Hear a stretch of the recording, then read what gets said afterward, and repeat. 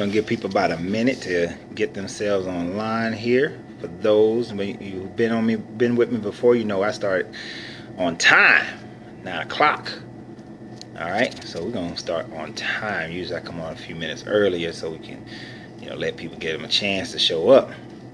But today, this broadcast, we're gonna talk about going limitless with your business, as well as branding, the harsh reality of branding.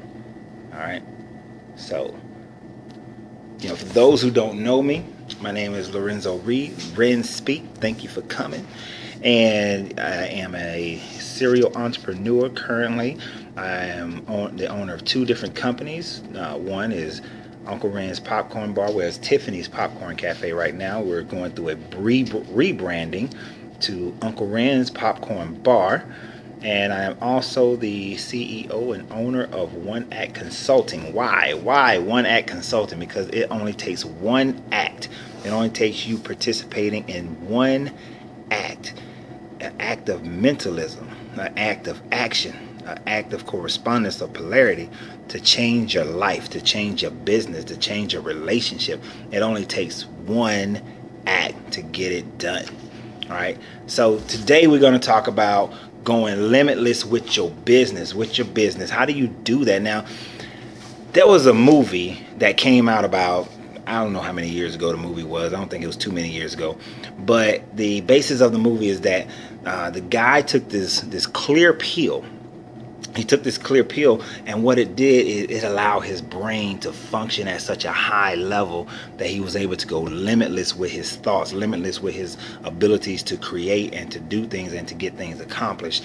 And I mean, he went from a guy living in his apartment with a book writing contract who was lost his girlfriend, who about to lose the contract, to at the end, he's a senator. He's running for Senate, and he's millionaire, multi-millionaire. He's done all these things. So, but there's a lot that you can glean from this movie as far as going limitless. See, the trick was, let me tell you, let me get a little mystical with you for a second.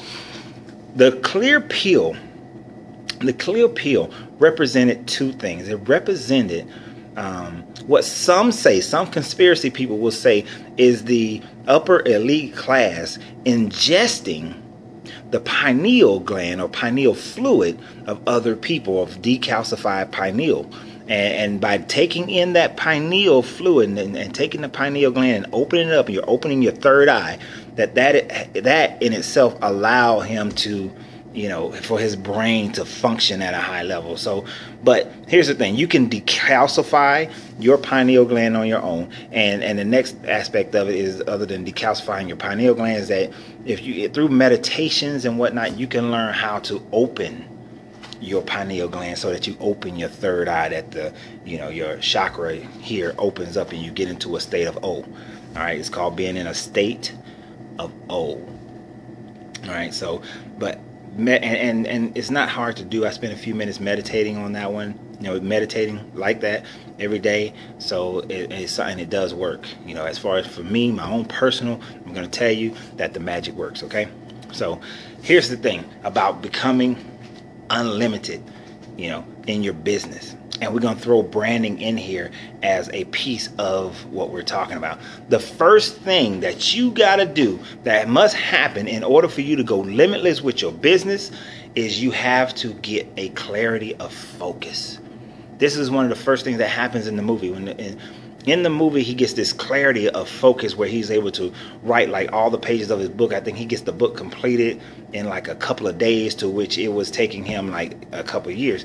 But by having this focus, right, he was able to finish his books. And then when he finished his book, he knew that there was more that he could do. So he got into the stock market, and he started making all this money because he had the clarity of focus, and he was able to see the information as it flowed because of that. So here's the thing, guys: you got to get so focused, and you got to get clear on what your business is about. What's the message that you're sending out with your business? What's the message that you want people to receive? You got to get so clear and focused on it, and focused on what's the process that you're going to get that information to your people, that it allows you to then push it out in such a way that people get it. And that's the thing about branding. People have to get it. You know, I could leave this store, I can leave my company as Tiffany's Popcorn Cafe, and it will still work. But the clarity that people have, the better the understanding of Uncle Ren's Popcorn Bar. Now, there's other reasons. There's personal reason why I'm changing it. But Uncle Ren's Popcorn Bar, because we mix and match, you know, your popcorn, you can mix it up, things like that, as well as your ice cream. You know, it's the idea, and then the place is set up more like a bar type atmosphere, you know, with the counter. So that's the idea. It's a clear message of what it is, and the Uncle Ren's part is just that person you trust. You know, that person you trust, that product you trust. Is about trust. So you're getting a very clear and focused message to the people. And then the way that I'm putting it out, yes, some people, it might be a little harsh, sometimes in your face, but other times it comes in soft and gentle, and people understand it like you're being told a story. So you got to have that kind of focus. Now, I'm not going to hold you guys too long on tonight, so I'm going to keep moving here. The next thing, once you become focused on what it is that you want to achieve, the next thing that almost automatically happens, but it should happen, and if it's not happening, then you have to implement it, and that's organization. If your car, your apartment, your house, your office space, if your business is unorganized, then you are going to kill the ability for your business to grow and hit that next level. You got to get organized. You got to tidy it up. Now, if you're an artist, or I know artists like to have things in this creative, chaotic flow so that their artwork comes out better, and that's cool. That's cool for when you're in your artist flow. But when you're an artist and you're trying to sell your product, you're trying to get out there, you got to get organized in it. Even into how you network and who you network with, the events that you have, you got to be able to utilize your time in the best format so that you are not wasting moments. See, if you're unorganized, you're wasting too many moments of your life. Your time management is off. And you have to realize that the only thing equal that we have in this world is time. Time is the only equal thing we have. We all have right now. So the question is, what are you doing with right now? All right. So you got to get out there and you have to organize your life, and start out just by organizing your car. Organize your house, your room, a closet. Go step by step. You don't have to do a major overhaul all at once. Now, if you can, do it. But if you can't, take it step by step to organize your life and organize your house, organize your business. And as you do that, you will see that your business structure, you'll be able to see things clearly. That focus will now be able to take another level. Okay.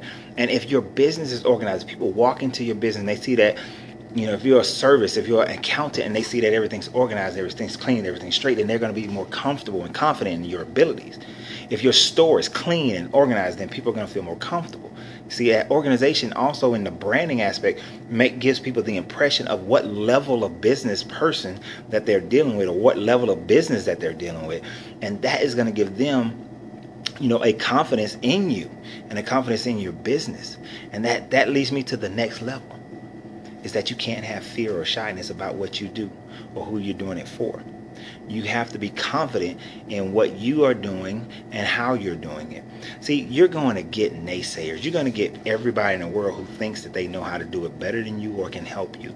You get people who walk into your business and they have no idea about business, but they're going to try to tell you how to run your business, how to get more customers. They have all the ideas, but yet they are too afraid and too shy to actually step out and do it themselves because they lack a level of confidence. And that's where you have to exude that confidence. And like I said, all these things are stair step. Okay, when you get that clarity and that focus and you start to organize everything, then that confidence starts to come up in you. That confidence starts to ball up and it gets stronger and stronger. And so now you feel like you can accomplish, you can move forward, you can do these things because you're starting to gain some momentum. You're getting your mojo back, because because your confidence is going up. And your branding is going to show that. All right. So you can't be afraid to put your branding out. You can't be afraid to put your message out. You have to be able to put that message, because understand, the majority of people don't care about what you do. The majority of your customers, they don't care. Only 3% of the people are actually ready to buy. The next 6%, they're like, I could, doesn't matter. The next 36% is like, doesn't really matter, doesn't affect me either way. The next 36% don't care, right? So and then there's another percent that they're like, whatever. So most of the people don't really care about your product, don't care about your service, don't care about but you have to have that confidence to put it out there and like grab their attention. You have to grab their attention. And we're going to come back to that one a little bit more later. So, so that's the next thing. Now, in order to have that, when you have that confidence, you can't be afraid to take risks. See, in the movie, the guy started building his confidence. I mean, he built his confidence with women. He built his confidence with business people. His confidence just started growing and growing and growing, where it didn't matter how politically powerful somebody was or how financially powerful somebody was. His confidence was strong enough so it allowed him to take risks. Right? Now, you cannot be an entrepreneur and be afraid to take risks. I'm sorry, it just doesn't work. If you're afraid to take risks, then you need to go back to my Periscope or video where I talked about being an entrepreneur, because you're full of it. All right, you have to be able to take risk. Risk is just part of the game. But what you're doing at this point is that you're taking a calculated risk. It's one thing to just jump out there and spend money and have no information to back you up. You haven't done anything, no research, and you're just jumping out there. You haven't even seen it function in any other format. No, that's not a good risk. A calculated risk is that you've done the research, you've done the marketing, you've done the surveys, you've tested out your product, you tested out your service. You've done speeches and seminars, you've done sales, you've done all these different things to try to build, to give you an idea of how things are going to flow. I mean, how can you build a plan based on no research whatsoever? You cannot, which leads me to the next one. Okay. Oh, well, and in the branding idea of that, you got to take the risk of putting your information out there. Sometimes you got to lay it out there and it's not going to work out. It's not going to be great, but then you learn from it. Okay. Now, when you're able to take this risk, once you gather that information, the next thing is you have a plan. But most people, now there was a line in the movie where the guy, he was told by one of the investors for this financial firm, he said that the guy has delusions of grandeur. And he told him, he said, I don't have delusions of grandeur, I have a plan of grandeur. And that's what I want you to have. See, when you are not afraid to take risk, and then you can have a plan of grandeur. So you got that clarity, you're organized, you're not walking in fear, you got confidence, right? And you're willing to take the risk, and you're going out and get the information so you can take an educated risk. Now you have a plan of grandeur. Don't have a plan that is just built on you surviving.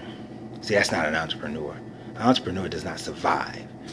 An entrepreneur comes in and conquers, destroys. If you want to be a Marine about this, remember, if you look at my other video, I talk about having that Marine mentality. You want to be a Marine about that. You come in, you're there to conquer. You're there to make your business grow. You're there to make your business, larger than anything that you can imagine. You got to have a plan of grandeur. And even in your branding, make your branding such that you can see it on the world stage, that people from all over the world know who you are. They're coming to you, that you are on the lips of every language. That is a plan of grandeur, to be on the lips of every language. My plan for Uncle Ren's Popcorn Bar is to be in every country. Every country. When I've been in every country, then I will multiply in every country. And when we put something on the moon, I'm going to the moon, baby. So you got to have that plan of grandeur, all right? And then when you have a plan of grandeur, the way that you get that across to people is that your message, your branding needs to shock the world. All right, it needs to shock people into coming to see you. It needs to catch them by surprise.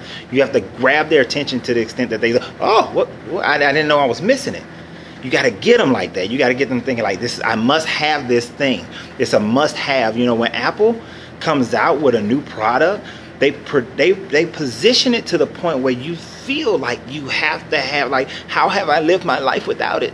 That's how you have to position your product or service. You have to position it in such a way that people feel like, how can they live without it? That their life is somehow less than what it could be unless they have you, that they can't do it without you. So you got to shock them. You got to give them something they haven't seen before, and then I'm going to give you something here. If you're in an area and you've given them something that they haven't seen before, but they're continuously ignoring you, then you have one or two options. Then you have to either shock them again, and continuously shock them and wait it out, or move. That demographic may not be good to you, and that is something that you may have to shock yourself into. That you may be promoting to the wrong demographic. You may be set up your store, your company in the wrong demographic. You may be selling to the wrong demographic. You may need to change your entire marketing or to focus on the current demographic you're in, or just go out and grab the demographic that you desire. But you may have to shock yourself in doing that, because maybe that's something you haven't thought about. But it happens in branding. I'm sorry. Sometimes you have to brand to one group of people to reach another group of people. All right. And I'm just going to leave that one right there. Sometimes you have that group of people. They are only going to purchase what they feel comfortable that everybody else already knows and purchase. And if that's your case, then you may have to relocate, focus on a different group. Let that group take the lead, and once that group, the trendsetters, the trend makers, once they've decided that you're worthy, then the rest of the masses will come. You know, that little curve thing, that little bell curve where, you know, you got that 2 to 3% trendsetters, and then the next like 10-11% early adapters, and then, you know, the first adapters. You know, you got all of that. You may have to, you in your branding, go for those trendsetters first and pull them in, and then allow for, you know, those late adapters and those latecomers to join in at that point. Okay, so just have that in your mind, and the way you have that in your mind, the way that you know that that's going on, or you know this time, is that, and this is the next thing, you observe everything. You have to be observant of what's going on in your business, what's going on in your community, what's going on in your niche, what's going on with your competition. Observe. Listen to your customers. Listen to what they're saying. Watch their buying habits. See how often. If you don't have a process where you can see how many people are coming in and buying your product, how many people are making purchases, how many times they come back. If you don't have a program that allows you to see this information on a consistent basis, then you need to install one, because you need every level of observation that you can. Not just observation of did I make money or not, but the observation of how have people been coming in, have people been making purchases, how often they come in, what type of person is coming. You got to observe your client, observe your customer, and get the information. All right. Now, you got to know your crossroads too. In the movie, the guy got to a point where he recognized every time he hit a crossroad that it was time to change. All right, time to change, time to move forward, time to move to the next level. Are you at a crossroad right now? And that's the question. You could be at a crossroad where it's time for you to make a change, time for you to do something different, time for you to up your game. You know, every so often you have to rebrand your company in one way or another. If you look at any company that's been around for 40, 50, 60 years, they've rebranded, remarketed so many times. The logos for McDonald's are not the same as they were in the 1950s. The colors may be the same, but they went through the Ronald McDonald phases, the Hamburglar, all these other cartoon characters. They got in bed with all the other kinds of animations, and they went through health phases, and they just been through so many different phases. And like right now, a lot of them are remaking their stores to make it look more coffee house-ish, and Wendy's is making their stores looking more coffee house. You know, so they're rebranding, and you have to rebrand, remodel. If your store looks the exact same way today that it did, 7 years ago, you need to remodel that thing. You need some new furniture. You need some new things up on the wall. You got to change it. You got to make it look a little different. Keep people coming in there with something that's appealing to their eye. There's a next to my store in Lithonia, there's a beauty salon. It's still 1990 in there. The furniture is 1990. The neon signs is 1990. Just the way it's done. I gave them some suggestions about doing concierge and having a hostess and a little tea and coffee and snacks, and then getting little sofas and whatnot put it in there. But they just keeping it 1990, 1980 in there. So, but if you don't change it, now they're lasting because these people, they've had customers for 20 years, and maybe they feel like they don't have a need to change. But at some point, it's going to affect them. But here's the thing. It is affecting them. Because it's the idea of what they could have been. What they could have accomplished. The owner could be sitting at home, sitting on a beach, sipping on Mai Tais while everybody else is running the shop and she's still getting paid. It's not about how you look compared, not about how you look or how you've done compared to everybody else, but how you look or how you've done compared to yourself. All right, you're in competition with you first. All right, so now the last couple things I just want to go through. Oh, and be willing to know the crossroads, be willing to change your marketing, change your branding, just keep moving. The Robert De Niro character, I've been trying to think of Robert De Niro the whole time. The Robert De Niro character, he tells the other guy that you have to pay your dues, right? And try to get him to understand that you have to pay your dues. I'm gonna tell you, that's the part of the movie where I cried. I was like, bull. You don't have to pay your dues. If you came up with a product or a service and you hit the floor running and everything just flowed to you, why do you have to pay dues? Maybe you just took the right road at the right time and hit your niche right when they were ready for it. Why do you have to pay dues? That's bull. You don't have to pay dues. Now, most people do. Most people go through processes. Most people mess up, and then they do wind up having to pay dues and have to go through a series of learning and steps. And that's most people. But there is absolutely nothing saying that you have to actually pay your dues. Okay? It's not. You don't have to.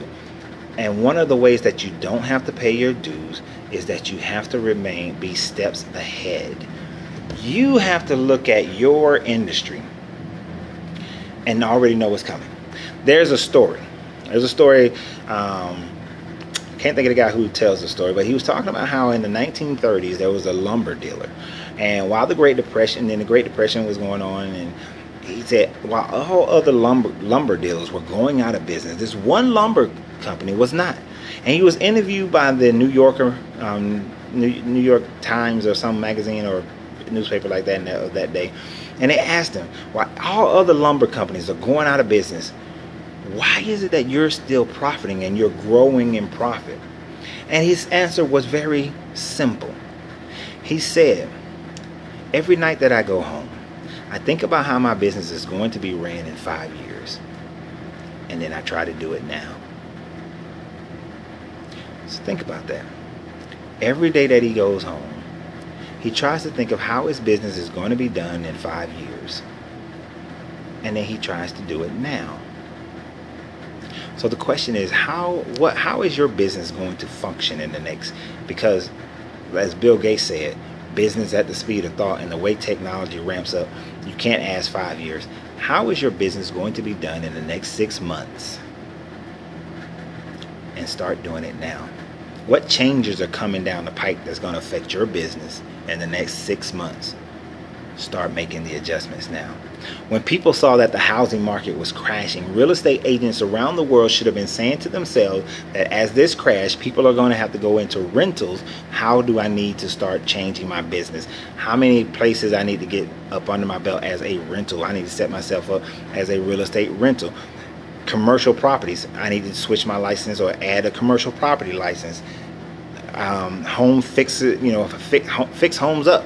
Whatever they need to do, refurbish homes. Investors, work with investors who are going to be buying these houses when they go into foreclosures. They should have been thinking of that.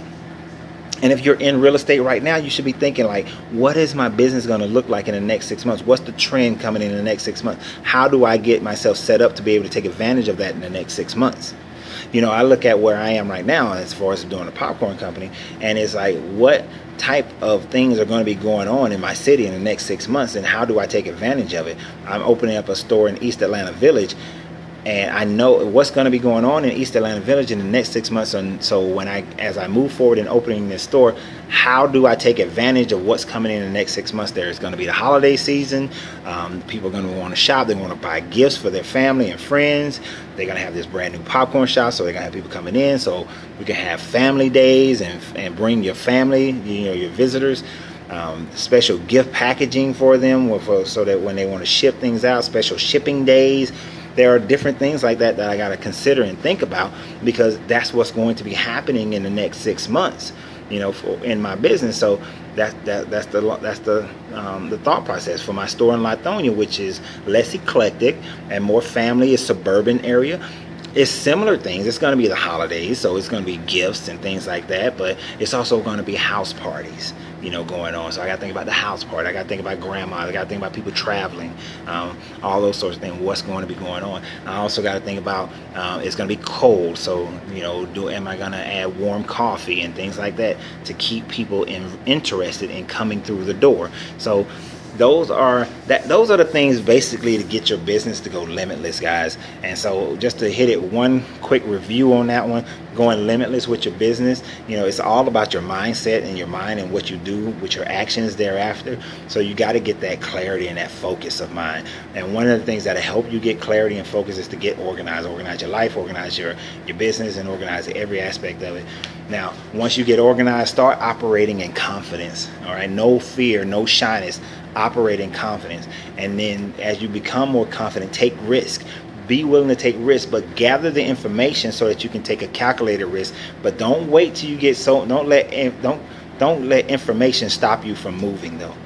So, and as you get that information, get you a plan of grandeur. Make sure that your plan is something that is not reality. Don't live in reality. Get you a plan of grandeur. All right. And then shock the world with your message. Consistently shock the world with your message, with your product, with your service. Just shock the world so that people beat a path to your door.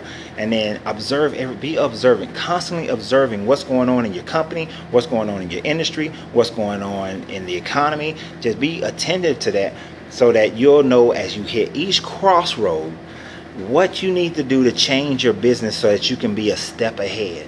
And that's the way you don't pay dues, is by being a step ahead. I pay too many dues, so I'm hoping you guys don't pay dues. Now, I pray that this has been helpful for you. If there's anything specific you want to get into, you can always contact me. You know, this is Ren Speak on Periscope, but you can contact me. My name is Lorenzo Reed. So you can, and it's Larenzo, and I'm the owner of One Act Consulting. So you can find me at lorenzoreed@gmail.com if you want to do the more personal coaching, business coaching, life coaching, and you know, we can move forward in those kinds of things. So I look forward to it. Now tomorrow we're going to be doing more life coaching event tomorrow. So I look forward to seeing you guys tomorrow at 9 p.m. Y'all have a great night, great evening. We're keeping this under 30 minutes. So I'm liking that, and I look forward to tomorrow's Periscope. Deuces.